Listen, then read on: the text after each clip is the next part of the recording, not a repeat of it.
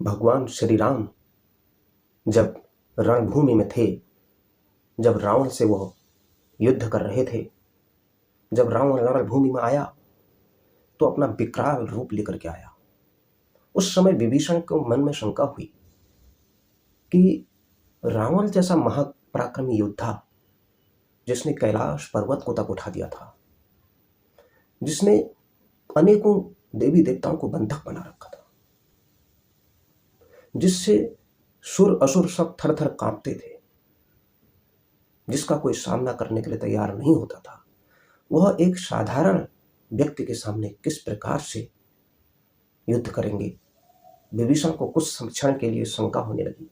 उन्होंने कहा, नाथ न रथ न ही तन पर त्राणा। हे नाथ, हे प्रभु, आपके शरीर पर, आपके पास न रथ है न आपके शरीर पर वस्त्र हैं। आप जंगल के फल छाल और इसी तरह के ओढ़ करके आप इस तरह से रह रहे हैं, जंगली छाल को ओढ़ करके।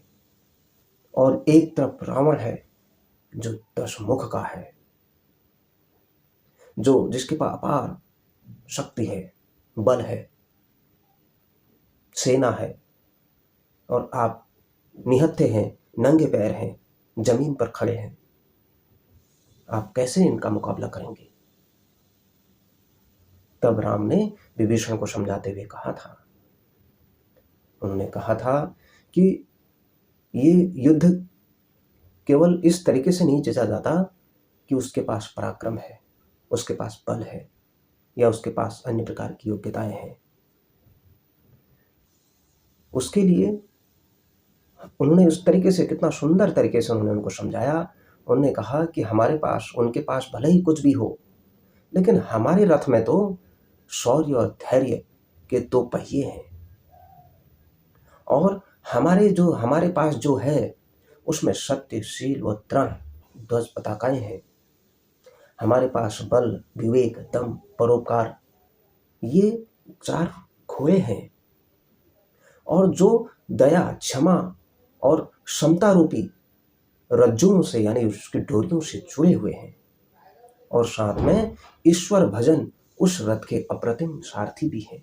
उन्होंने ये भी कहा कि हमारे पास दान जैसा अस्त्र है, बुद्धि जैसी शक्ति है, सम यम नियम है, और गुरुजनों का आशीर्वाद है, उनका पूजन है, उनका अवेद्य कवच है।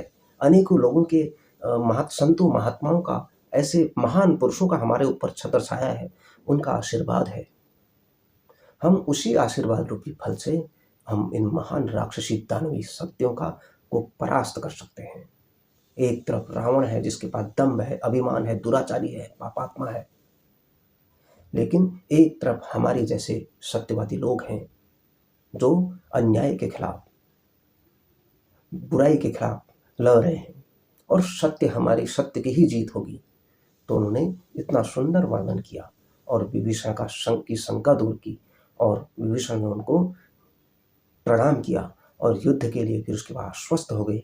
उन्होंने कहा, रावण जैसे महापराक्रमी को हराना, क्योंकि उन्होंने कहा कि जब उन्होंने ये पूरा वर्णन किया, उन्होंने ये भी कहा, राम ने विभीषण को, कि हमारे पास अगर ये सारी चीजों की शक्ति का समुच्चय है तो हम संसार के किसी भी अजेय योद्धा को भी हरा सकते हैं।